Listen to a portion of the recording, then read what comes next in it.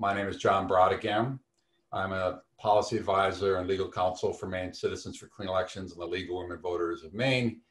And we are really delighted to have a great panel conversation for you during this lunch hour today. This is a continuation of a series that we've been working on throughout the year, and we'll continue going forward at this time slot for the next many weeks.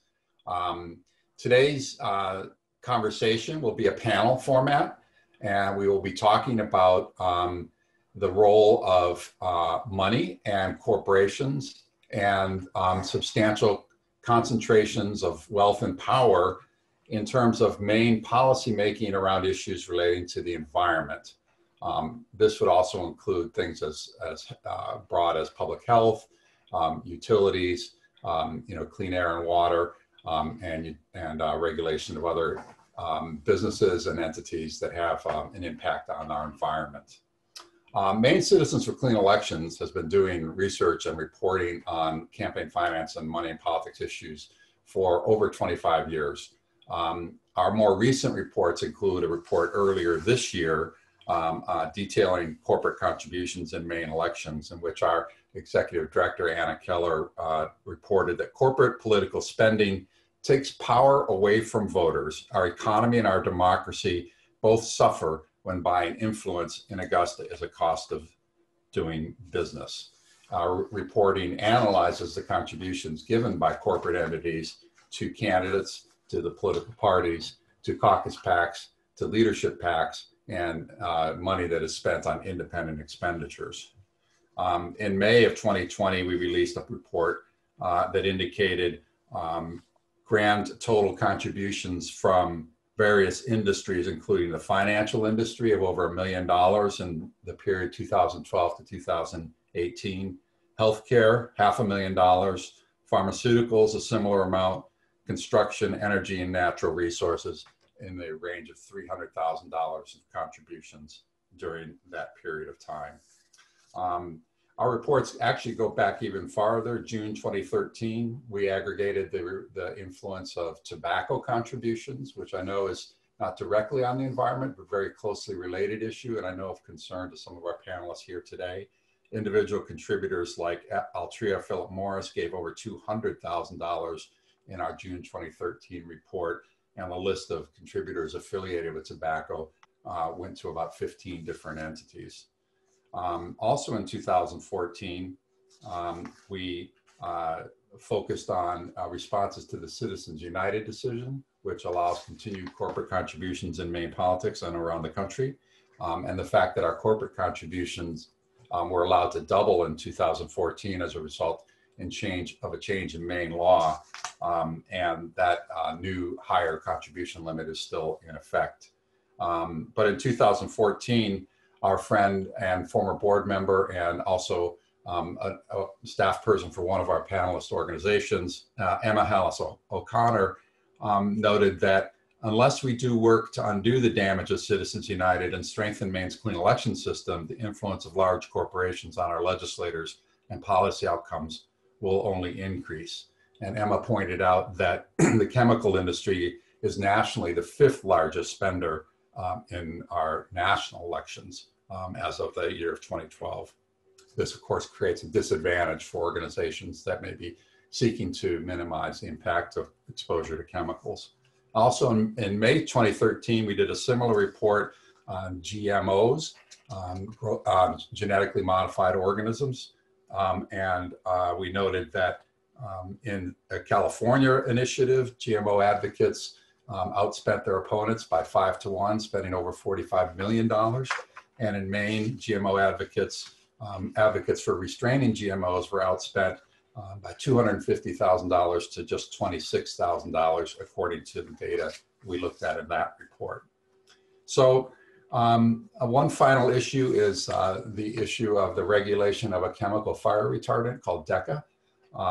This has been something that was fought very stringently by industry opponents, and in the late 1990s, finally, there was some success in the legislature on restricting the use of DECA, and the Speaker of the House at that time said that they never could have passed the ban if it hadn't been for the ability of candidates to run using clean elections and not to have to accept corporate contributions. So I point all these factors out to give you a little backdrop to the policy that we're looking at here. It's not just campaign contributions, but other ways of wielding clout in Augusta that we have seen. Myself as a legislator and a lobbyist, and our panelists here today have seen other illustrations of this. So I thought we would go right into the panel now, and I will introduce each of them, and they will say a little bit about themselves and their organizations and give some more context before we really enter into a larger discussion. So without further ado, let me introduce our friend and ally and State House advocate, Sarah Woodbury from the Environmental Health Strategy Center. Sarah? Hi, hi. Thanks, John. Hi to everybody that is joining, and thanks for joining us. My name is Sarah Woodbury. As John said, I'm the Director of Advocacy from the Environmental Health Strategy Center. My background is actually mostly in reproductive justice, civil rights, and immigration work. I worked at both Planned Parenthood and the Anti-Defamation League in Washington, D.C. In 2018, I moved back to Maine. I was actually born here and took a job at the Strategy Center, particularly for my father. So my father actually, he unfortunately passed away in February from prostate cancer, but he got that prostate cancer due to exposure to Agent Orange in the Vietnam War. So, you know, exposure to those dangerous toxic chemicals is something that with my job at the Strategy Center, I hope to make it so that, other folks don't have to deal with the issues of families that are, fighting or dealing with cancer due to exposure to toxic chemicals. The Strategy Center itself's mission is to make sure that all people have equal access to safe food, safe drinking water, and toxic-free, climate-friendly products. Most of our work focuses on toxics, making sure that people have well water that isn't contaminated by arsenic, making sure that consumer products don't have toxic chemicals in them like PFAS and BPA. We do that in a couple of different ways through both state and federal advocacy.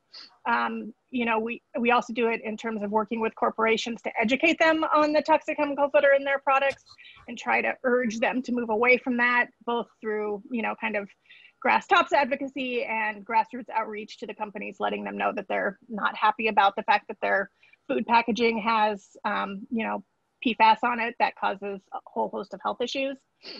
The Strategy Center itself has had, I think we do good work. We've had some successes in the past few years.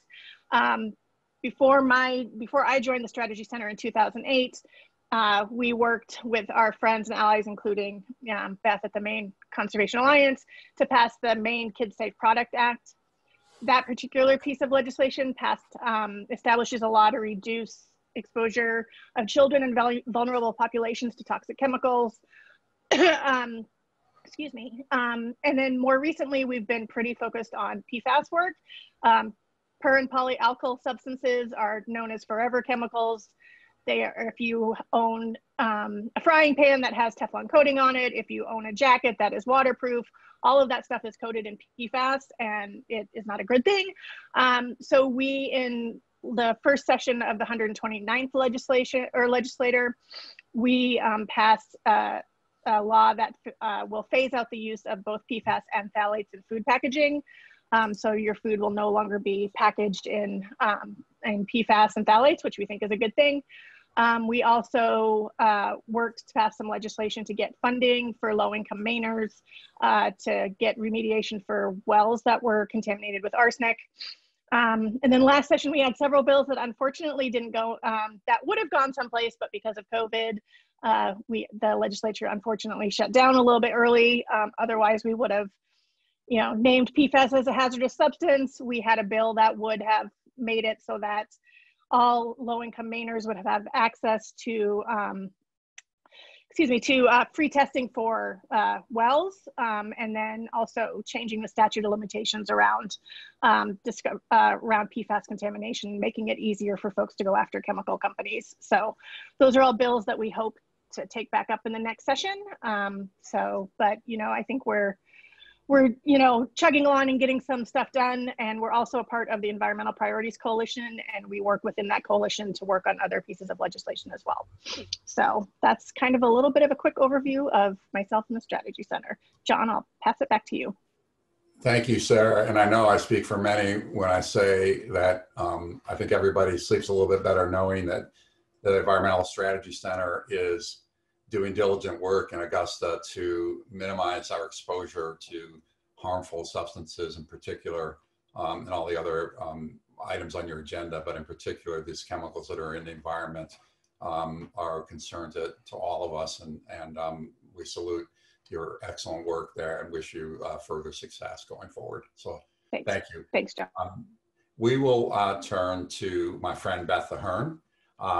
And Beth is a very senior, experienced presence in the State House, highly respected by everybody on all sides of every issue, and a very effective advocate. So Beth, really glad to have you here today. Would you say a little bit more about your background and the Conservation Voters and your organization? Sure. Thank you, John, for that very sweet introduction. And yes, I've been in the State House for more than 20 years, which I realize is about half the time that my friend Bob Howe has been. So even though it feels like it's been a long time, it could be a lot longer. So I'm Beth Ahern, the Director of Government Affairs for Maine Conservation Voters, and Maine Conservation Alliance is our C3.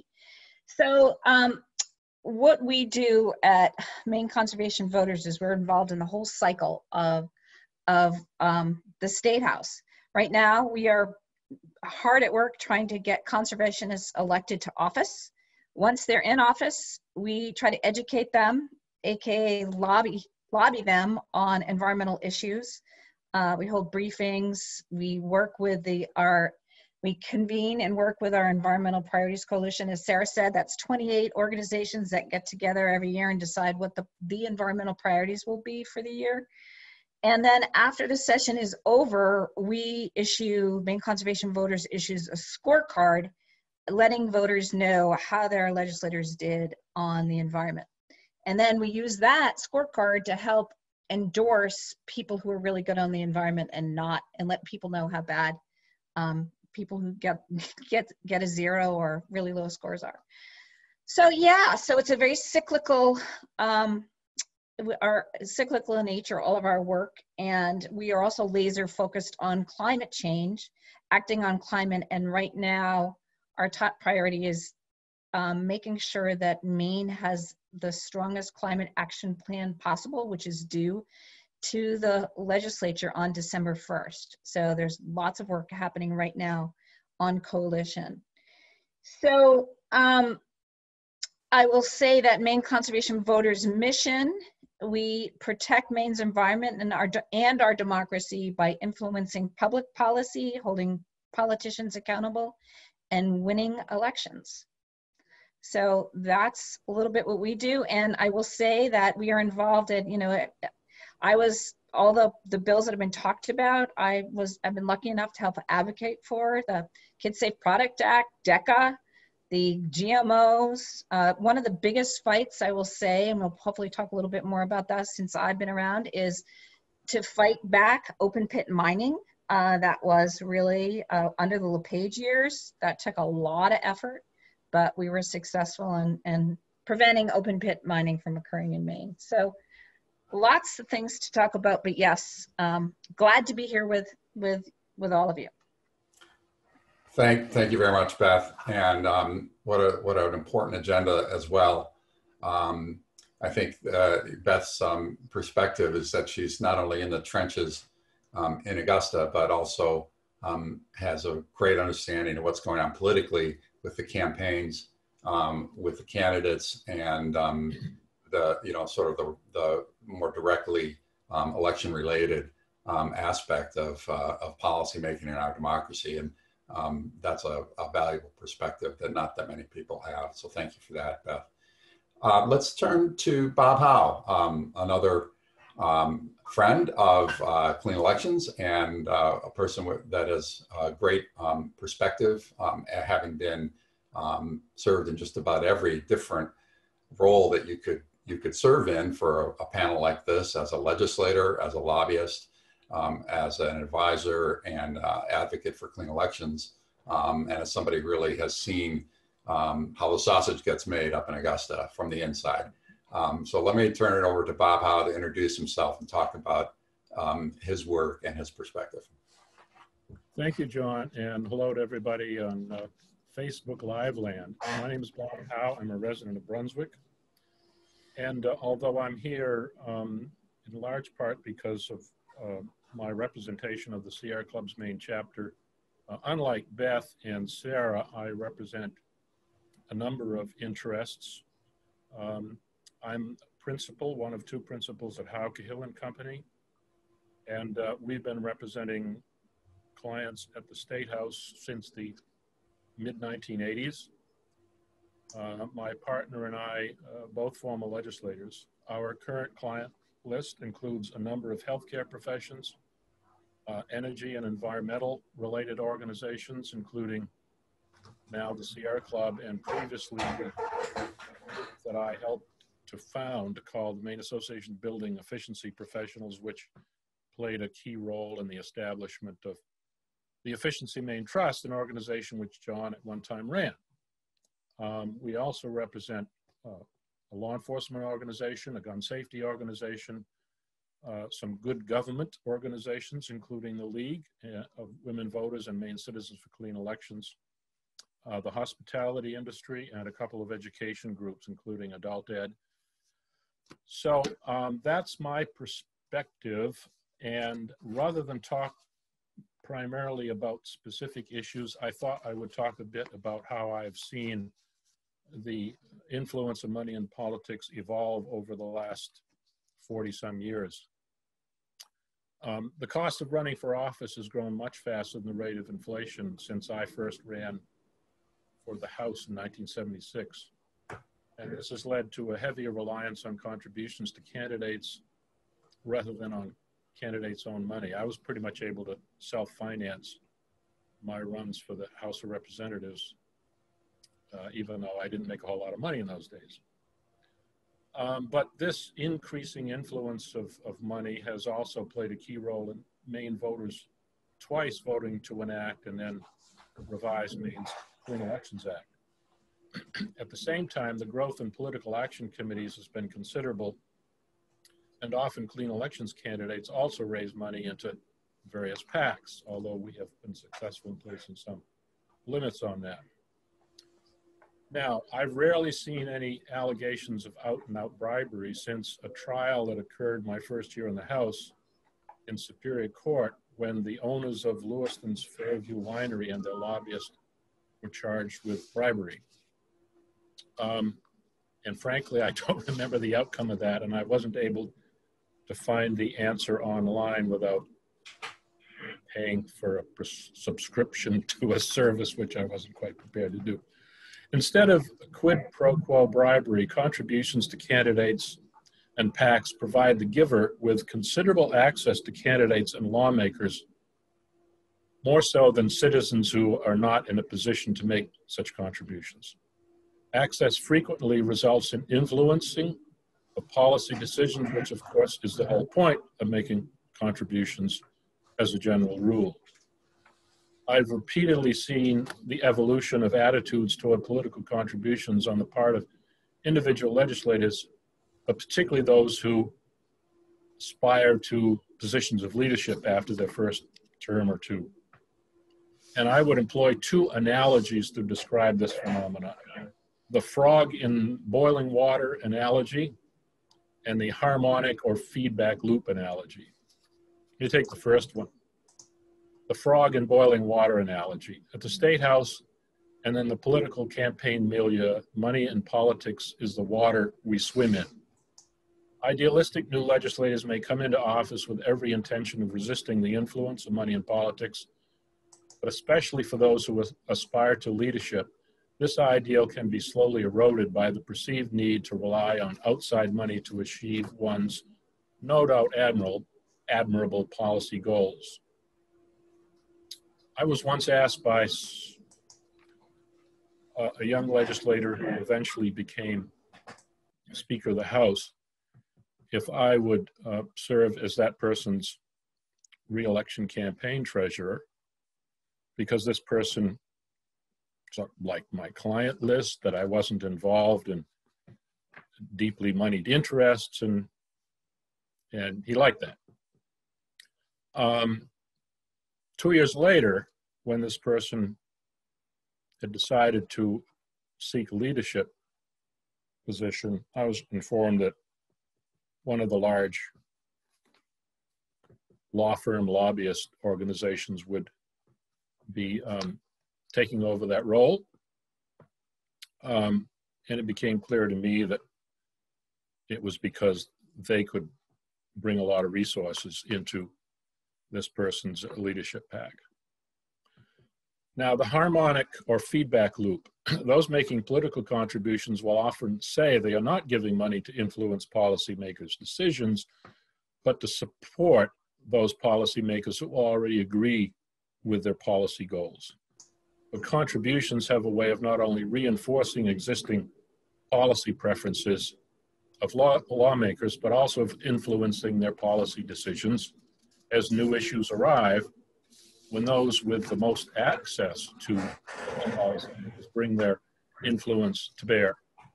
After all, lawmakers are arguably predisposed to consider the views of those who have been kind to them in the past. Contributions to candidates and PACs are by no means the only way well-funded interests affect policy.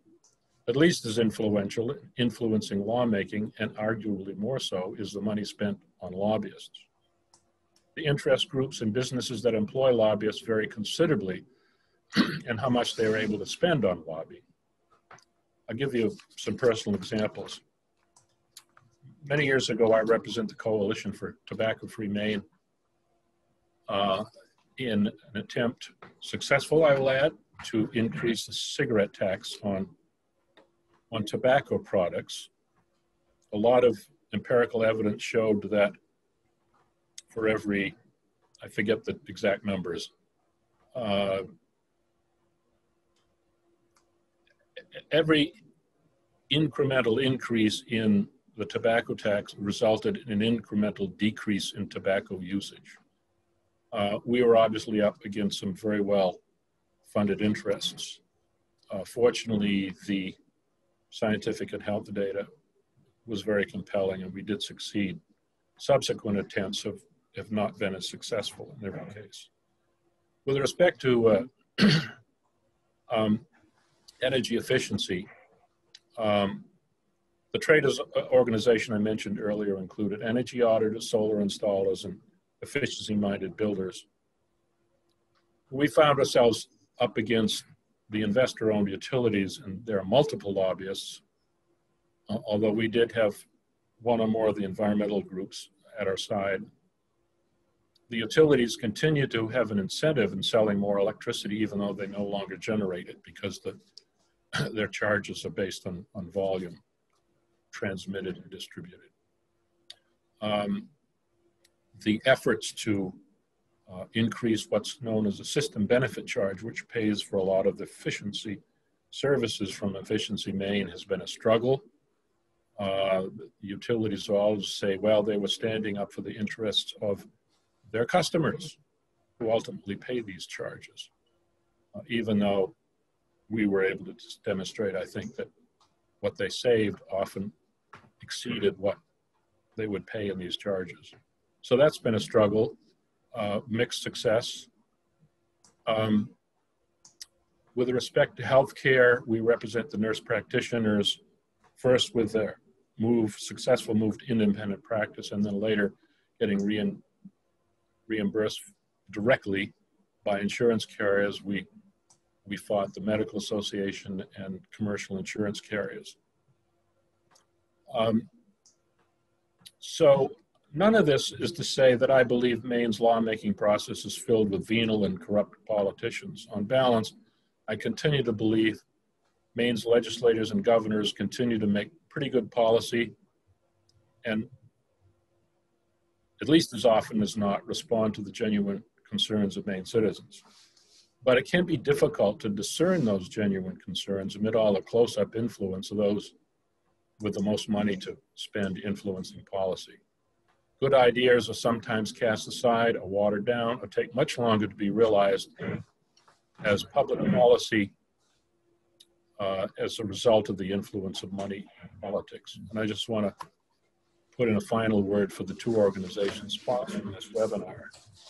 Maine Citizens for Clean Elections and the League of Women Voters of Maine play a vital role in reminding lawmakers of this corrosive influence and in enacting limits on money in politics. Thank you, Bob. Really appreciate that perspective and a wide range of, I think, mostly nonprofits that you've advocated for successfully at the State House. And you've seen a lot of changes over the years in the whole landscape of campaign finance and running campaigns and raising money in Augusta. And it's, I'm sure, a unique perspective that you bring to this. Let me just say a couple of things here. If all the panelists could speak as closely to their microphone as possible, make sure everybody can hear everything that's being said, I would be grateful. I think there was a little bit of concern at a couple points that it wasn't quite loud enough, so thank you for that.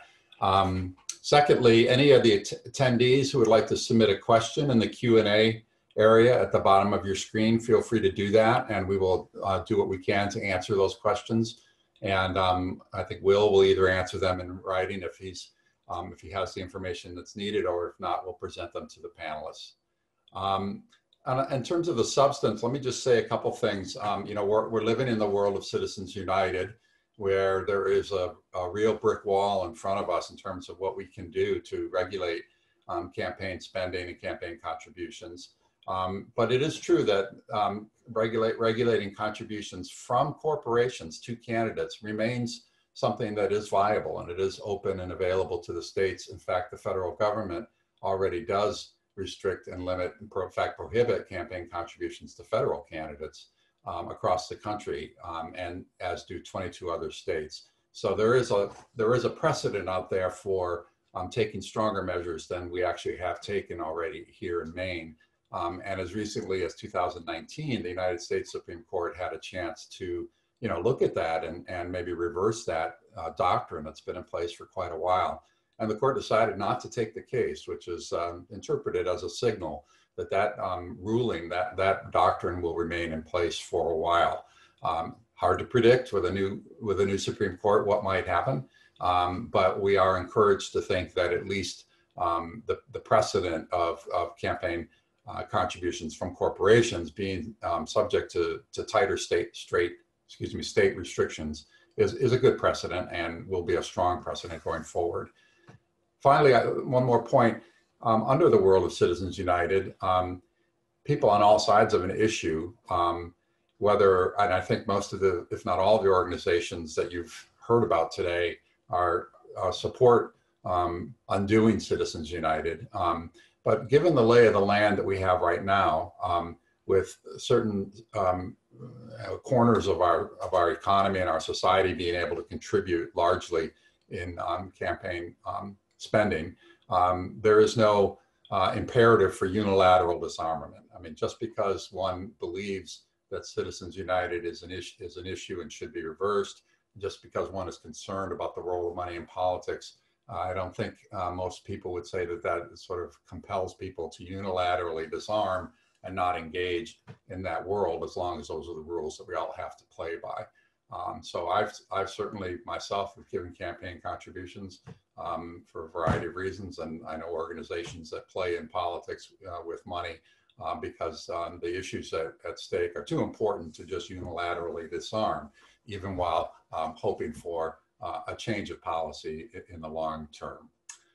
I once sat in a office room in the top of the State House building, the Capitol building, and heard another legislator, and during a break in committee proceedings, heard another legislator say, "I can't vote that way because those people, lobbyists in the committee, give my campaign money." I think that's a probably rare thing that I actually heard a person say that, another member of my committee. I didn't hear it very often. But that kind of overt statement was shocking to me, and I think continues to sensitize about where there may be an influence of money, even where it's less directly articulated. So having shared that, I think I will open it up for any other reflections that particularly Sarah and Beth may have on your perspective on advocating for policies that are, broadly supported by the public, by large numbers of voters, but yet still sometimes don't get as much traction as they should in the State House. Is that a phenomenon that you have seen in your work? And does that give you any concerns that you would care to share here? Yeah, I think that's a great question, John. And, I think about the GMO debate that you talk about. I mean, people, around the country really support labeling genetically modified organisms in food, right? But there was a real, the LePage was in office at the time, the Republicans had control of the legislature, and that was a place where the legislature did not match the opinion of Mainers. And we had,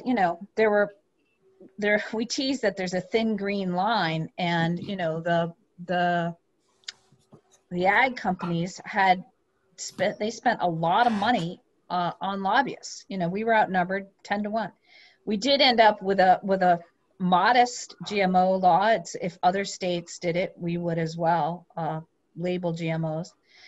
But it was quite a fight. Mining, I think most people in the state, when they understood that open pit mining, we were fighting Irving, right, who had a proposal to take the top off of a mountain in Aroostook County. And, they hired Jimmy Mitchell, who's, the highest paid lobbyist in the State House, has been as long as I've been there. And, and lots and lots of lawyers. Irving, it's a bottomless pit of money that they spent on lobbyists. So it took and again, it was during the LePage years, it took a long time to beat back open pit mining. And we were able to do it, but it was a 5-year battle. And it cost a lot of money for them and a lot of effort and sweat for us. So, and that's one thing I want to talk about. But the other thing I want to talk about that's not really the question that you asked, John, but I saw someone in the chat talked about Citizens United is a big problem. And I think I'm being realistic and thinking that the Supreme Court is not going to overturn Citizens United, decide differently on Citizens United in my lifetime. That's a really bleak view, but I think it's true. So I want to just point out, maybe you've heard about this.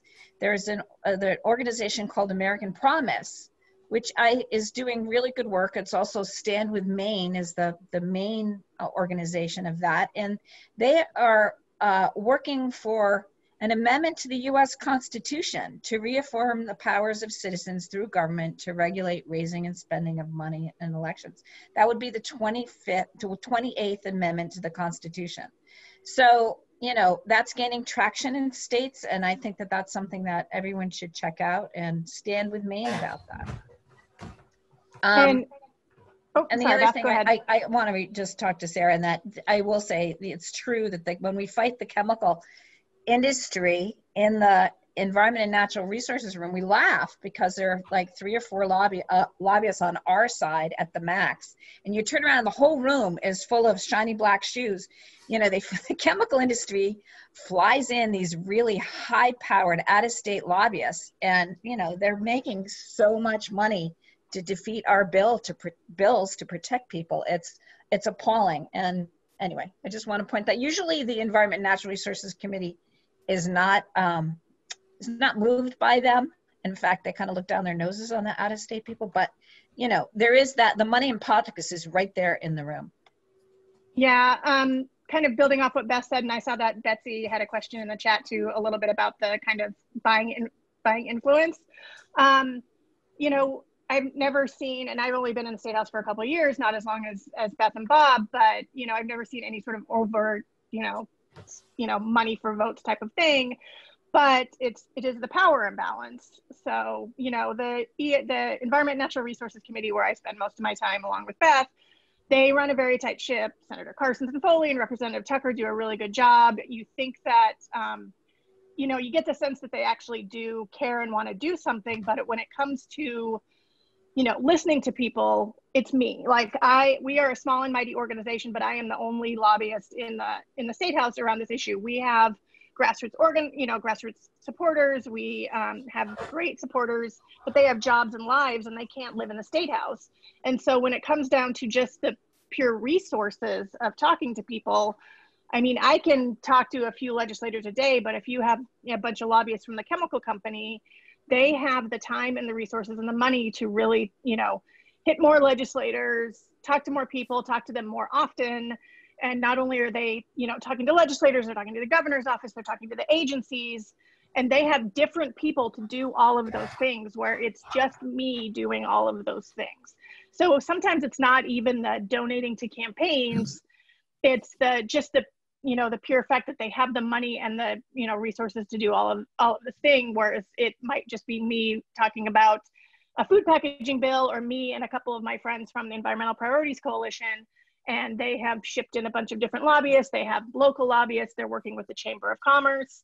The Chamber gets involved in all of these types of pieces of legislation because it's going to hurt business. You know, so we had, for our food packaging bill, we had the hospitality industry that came out against it. These are all really large organizations with a lot of money. We had the grocery stores come out against it. So, you know, I think the bigger problem is just the kind of difference in the resources and the access that we have. So. And just to add to that, I heard an example of opponents on one of our bills this year took leadership and the chief of staff of the governor out to dinner at 4th Street. And the chair of appropriations, leadership of the House, and the governor's chief of staff at 4th Street. You know what kind of money that went into that dinner. Again, that's the resources Sarah was talking about.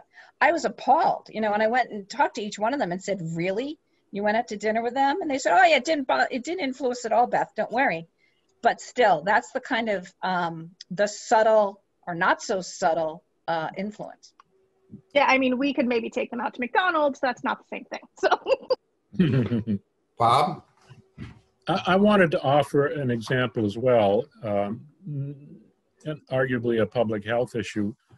Two of our clients are interested in gun safety. One is the Maine Gun Safety Coalition, the other is the Maine Chiefs of Police Association. And you asked a little while ago about efforts to enact policy that have broad support among the public. And I would give you two examples where that's been very difficult in this arena. One is expanding background checks, which has very broad bipartisan public support. And the other, where, although I've not seen polling on it, is our unsuccessful efforts to get the legislature to give municipalities permission, not to require them, but to give them permission to prohibit firearms in public meetings. Those efforts have repeatedly failed despite our efforts. Is it appropriate to answer any of the questions on the chat line? There's one I would address if this is the right time. Well, that's fine, Bob. Why don't you read the question and go ahead and give it a shot? Let me expand that little window so I can read it all at once. Where'd it go? It has to do with access. And I'm now no longer have that. Well, let me just ask the question. Can you comment on how the money in politics may not buy votes, but buys or stops access? Well, let me give you a little anecdote. I one time made an appointment to see the then president of the Maine Senate. I walked into this person's office, sitting behind this person's desk. This person picks up a piece of paper and said, "Oh, okay, you're on the list. I'll talk to you." Well, it was a list of political contributions. Now, this person made it sound as though it was a joke, but there was the list right there on the desk. Now, to go to events hosted by candidates and particularly political action committees, you have to send money. Well, when you get to those events, you have some one-on-one time, in many cases, with some of the most influential legislators. You don't get that if you don't send money. And I would submit that the average citizen, particularly one who's not a constituent of a given legislator, simply doesn't get that access. One countervailing feature of the Maine legislature, which you don't find in Congress or many states, is that every bill gets a public hearing, and public hearings do matter. They can influence the outcome of legislation. That's a good thing. So let me go to another question in the chat, and that is about the power corridor and the money that's being spent around that issue. It really has been an extraordinary year with all kinds of twists and turns in the story of the power corridor. But the money has been, I think it's probably the most money spent on a citizen initiative since ever, and breaking the record of the casino initiative a few years ago, which I think was also heavily influenced by out-of-state money, which is an entirely separate and interesting issue. But I just would ask if any of the panelists have any comments on what they've seen with respect to the power corridor and spending around that, either in the State House, around the State House, or over the airwaves. Well, I would point to a couple of things. First one that comes to mind, just the imbalance of resources spent on that effort. Although, you know, there have been some well-heeled backers of the ban, but I think vastly outspent by the proponents of the corridor. The proponents of the corridor spent money sending apparently private investigators around to try to, one might say, dig up dirt, or they might say to make sure opponents of the corridor were following the law. You don't very often see that kind of expenditure, certainly on a referendum campaign, but it suggests just how much money is at stake, given that the corridor, I believe, is subject to the regulatory authority of FERC, which allows, John, you understand this better than I do, but I believe they allow a very substantial rate of return, probably a greater one than the PUC allows for in-state rather than interstate projects. Yes, Bob, that's consistent with my understanding of some of the complexities of that issue. Certainly the public has been on the receiving end of a lot of information and advocacy and persuasion on that issue for a long time, and could continue well into the indefinite future, depending on various decisions that those advocates make. And of course, some of that money, maybe a lot of that money, originates from sources who are, you know, well beyond the borders of Maine and just have a financial interest here in the state. I have a question in the chat that relates to agency work as opposed to legislative work, and this question delves into the separation between the Department of Agriculture from Conservation and Forestry, and whether that's needed to serve the public interest in Maine. But let me just broaden that out a little bit and ask, is there a sense that this question of access also pertains outside the legislature at the sort of agency level, whether it's one of those divisions or another commission of the state? Is that a concern that any of you have heard? Well, I will say that there's a, oh, Sarah, why don't you go? You go. Well, I mean, in terms of the forestry and ag departments, I don't know if I necessarily have an answer or, on that one. I mean, particularly from an organizational standpoint, I don't know if we have a position on that personally. I think it might make a little bit of sense just because, you know, as the question entails, like they're kind of separate things, and we run into issues when we're trying to do some of the ag work that they won't, you know, the forestry stuff kind of bumps up against that and makes it a little tougher around like pesticides and that type of stuff. So, I mean, it's something to think about. In terms of access, I think it's similar. You know, those same lobbyists that are up at the State House are in the agencies. They're submitting testimony for the rulemaking, you know, they're showing up for that type of stuff. So I do think there is an issue of access there. I mean, I have seen even at hearings on bills, you walk out into the hallway and you will see somebody from, you know, DEP kind of standing out in the hallway with just like a circle of you know, lobbyists around them talking about something. So I think you run into a similar issue in both places. So Beth, I don't know. But I do want to point out a contrast, and you know, I'll remind you all that conservation used to be its own department that was merged under the LePage administration, and I think some Republican senators are regretting that and are talking about separating them again. So stay tuned. But you know, after the LePage years, those agencies were forbidden to come to the State House to give information to legislators, and would not answer questions from the public. And so there was no access, or I'm sure there was some, but there was none for the public. And that has changed significantly. In fact, some commissioners said to me, you know, I don't know why people aren't calling me up. Why aren't people coming to me? Why isn't the public coming to me? And it's like, well, because they have to understand that now they can.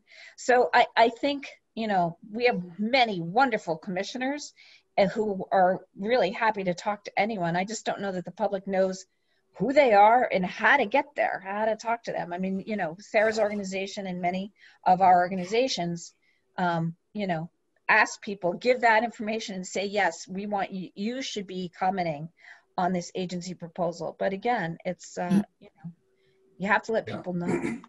So let me ask maybe for Sarah, there's a question about municipal level regulation of pesticides and the application of this question, you know, at the municipal level. Do you think some of these factors trickle down to, you know, where our major cities and municipalities are considering ordinances on pesticide use within their borders?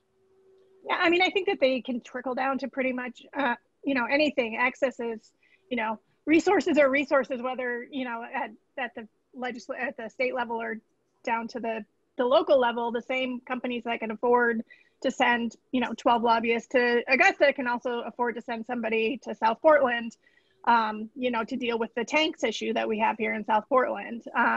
So, I mean, you know, the agencies are doing a good job around some of that stuff, and the cities are also doing some good work. But you know, the piecemeal thing, while it's great that South Portland and Portland now have anti-pesticides things, some of it isn't necessarily access, it's politics. And so it might not even be the lobbyists that are prohibiting that type of stuff, or, you know, making it so it doesn't happen. You know, you've got some local folks that won't want to see it. So, you know, I think there's two things happening there, depending on where you live, who's in charge, that type of stuff. But I do think the access thing can also trickle down to municipalities. So let me go to Bob, and then I have another question. Well, well, first of all, I represented part of South Portland. In fact, the Portland Pipeline Corporation was in my district. And believe me, the city of South Portland paid attention when they spoke up. They were the biggest taxpayer, property taxpayer, and one of the largest employers. That was in the days when oil was still flowing from the refineries, the crude oil up to the refineries in Quebec.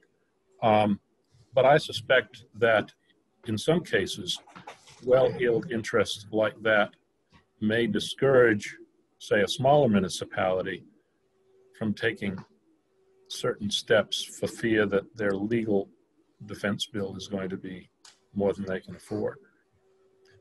I also wanted to comment a bit on the regulatory process. I agree with what Sarah said about access, because certainly the lobbyists appear at regulatory proceedings. Two differences that I think are helpful, that regulators are not dependent upon political contributions to stay in their jobs, and they don't host events at local taverns for lobbyists, one hopes.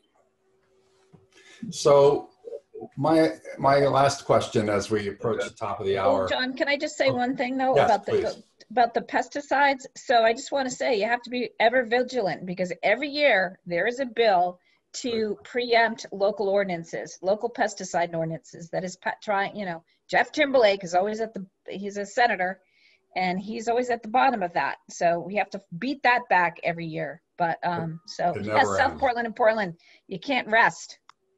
Yeah. So there are 35 days until an election, in case anybody wasn't aware. And two more god-awful debates coming. This is a time where candidates are under the most intense pressure to raise money and get their message out. Many races are very close, and an extra mailing or a paid phone bank or an advertisement, you know, may be perceived by candidates just what they need to put them over the top, and they need the money to raise the money to do that. And then going forward, after Election Day, you know, the dynamic shifts a little bit, and the candidate is now an incumbent and is not in such need. But as we sit here right now, first question is, do you see any issues that are important to you playing a role in this election? And secondly, what do you think will be the one or two most important issues in your world coming up, starting with the new legislature in January? So, I mean, this is a question, I mean, I don't know how much I can talk about this on this, but, you know, Maine Conservation Voters is a PAC, and we do play in, you know, it's this interesting thing. While the rules are as they are, we are going to play, and we also wanted the rules to change. So we are investing in mailing and digital advertising on behalf of conservationists, because we want them elected or reelected. So I don't know if that was a partial answer to your question, John, but I just wanted to put that out there. What are just maybe if each of you could just very briefly name one issue that you think will be your top priority in 2021? Well, it's implementing the climate action plan is going to be right up there. So yes, so it's all about clean energy jobs, making sure that we have people that are going to help those to occur.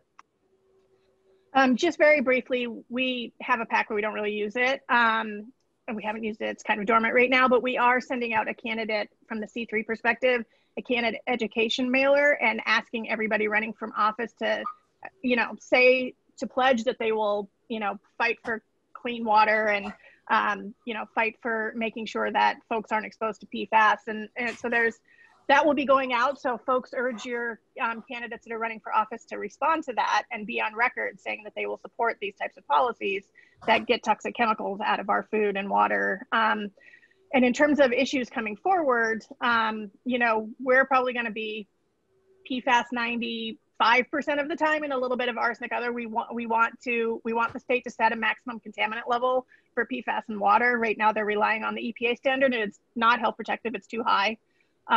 So we want the state to take action there, and we also want them to take action with the PFAS in sludge in our farmlands, and testing to make sure that the farmlands that have historical sludge spreading on it are safe, and that we're not, you know, contaminating our milk and our produce and our meat. So that's probably what we'll be focusing on. Thank you, Sarah. I have one more question here. I think we can sneak in, and I may be able to answer this myself. What efforts are underway to limit out-of-state funding of Maine candidates and referenda? And we don't really have a bill to limit out-of-state funding. It's generally another difficult area for constitutional reasons. The Constitution has been interpreted to allow people in one state to try to express themselves in another state And since money is a form of expression, that has usually meant that you can't restrict out-of-state money. Out-of-country money is a different matter, though. The US government prohibits foreign entities from contributing to candidates for Congress and for state and local candidates. So that's already banned for contributors outside the country. And I know that this has been an issue in terms of foreign money in our referendum campaigns. And I believe that there actually was a bill pending as the legislature came to a halt this year. And I believe that bill will come forward very early in the session to take a close look at out-of-state money in citizen initiative campaigns and whether or not that can be addressed. It right now is not addressed under Maine law. So with that, I would love to thank our terrific panel. It's really been a pleasure to have such terrific substance matter expertise and such well-informed perspective on this issue. I mean, it's really all about our democracy. It's all about the voice of the people being the predominant factor in the making of policy and the determination of the direction of our state. And whether it's environmental issues, toxics, whether it's healthcare, whether it's any other of an array of issues that are on the minds of Mainers. Our premise is democracy of, by, and for the people. And we have to always, as Beth and all the panelists pointed out, we have to always be vigilant and always be aware of what we need to do to continue to make sure that that principle is the governing principle of our state policy making. So with that, I would also encourage you to stay in touch. I would encourage you to join and support our friends who have brought this panel to you today. And of course, Democracy Maine, the League of Women Voters, Maine Citizens for Clean Elections, appreciate your support and your engagement with all of our issues over the years. So I'd love to, again, thank our panelists, Beth Ahern, Bob Howe, and Sarah Woodbury for the great presentations. Welcome all of you to join us for a future webinar in this time slot and to stay in touch with us and follow us on social media and on our website. So with that, I will conclude this webinar and I wish you all the very best. Thank you. Thanks, Thank everybody. you, John. Thank you all. Thanks, guys.